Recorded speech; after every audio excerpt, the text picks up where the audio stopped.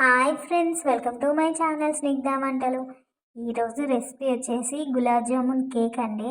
చాలా సాఫ్ట్గా చాలా టేస్టీగా ఉంది.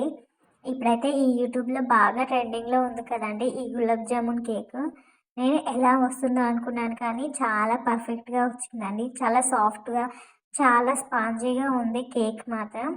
ఫస్ట్ టైం చేసినా కూడా మీరైతే చాలా ఈజీగా చేసేయొచ్చండి. పెద్ద ప్రాసెస్ ఏమీ ఉండదు. మనం కేక్ ఎలా చేసుకుంటామో అదే ప్రాసెస్లో చేసేసుకోవచ్చు. ఒకసారి అయితే ట్రై చేయండి, మీకు కంపల్సరీగా నచ్చేస్తుంది. మనం నోట్లో వేసుకుంటే కరిగిపోతుందండి, అంత సాఫ్ట్గా ఉంది ఈ కేక్ మాత్రం.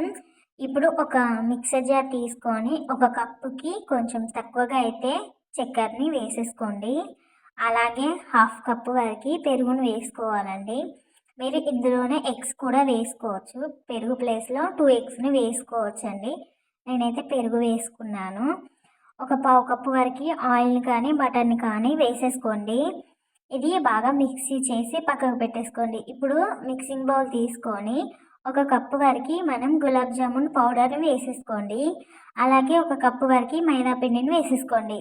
ఇప్పుడు ఇందులోనే పావు స్పూన్ వరకు బేకింగ్ సోడాని వేసేసుకోండి. అలాగే హాఫ్ టీ స్పూన్ వరకు బేకింగ్ పౌడర్ని కూడా వేసేసుకోవాలి.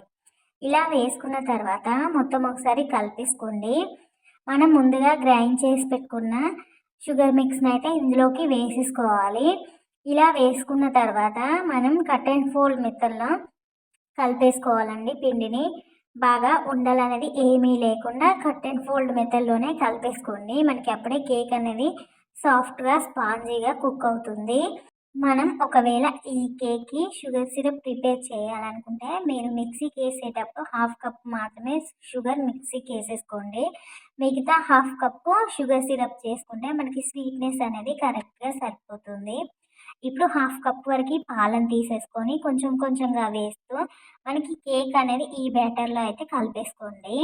ఇప్పుడు ఇందులోనే పావు టీ స్పూన్ వరకు వెనిలా ఎసెన్స్ వేసేసుకొని ఒకసారి కలిపేసుకోండి. మనం కేక్ టీన్ తీసేసుకొని ఆయిల్ అండ్ మైదా వేసి డస్ట్ చేసి పెట్టేసుకోండి. ఇప్పుడు మనం చేసుకున్న కేక్ బ్యాటర్ని అయితే వేసేసుకోవాలండి. ఇలా కేక్ బ్యాటర్ని వేసేసుకున్న తర్వాత ఒకసారి అయితే ఇలా తట్టేసుకోండి. ఇప్పుడు మనం పైన గార్నిషింగ్ కోసం డ్రై ఫ్రూట్స్ లేకపోతే టూటీ ఫ్రూటీ మీకు నచ్చితే ఏదైనా వేసేసుకోండి. నేను ఇలా చాప్ చేసుకున్న బాదం అయితే వేసేసుకున్నాను. ఇప్పుడు ప్యాన్ పెట్టేసుకొని మనం గిన్నెని ప్రీహీట్ చేసేసుకోవాలి. ఒక 10 నిమిషాలు ప్రీహీట్ చేసేసుకోండి. 10 నిమిషాలు ప్రీహీట్ చేసుకున్న తర్వాత మనం కేక్ గిన్నెని పెట్టేసుకొని 30 నుంచి 40 నిమిషాలు అయితే బేక్ చేసేసుకోవాలండి. మనకి 40 మినిట్స్ బేక్ అయితే కేక్ అనేది పర్ఫెక్ట్గా బేక్ అయిపోతుంది. ఒక 10 మినిట్స్ తర్వాత చూస్తే బేక్ అవ్వడం ఇప్పుడే స్టార్ట్ అయిపోయింది. ఒక 40 నిమిషాల తర్వాత మనకి కేక్ అయితే పర్ఫెక్ట్గా బేక్ అయిందండి. మన స్పూన్తో కానీ నైఫ్తో కానీ చెక్ చేసేసుకోండి.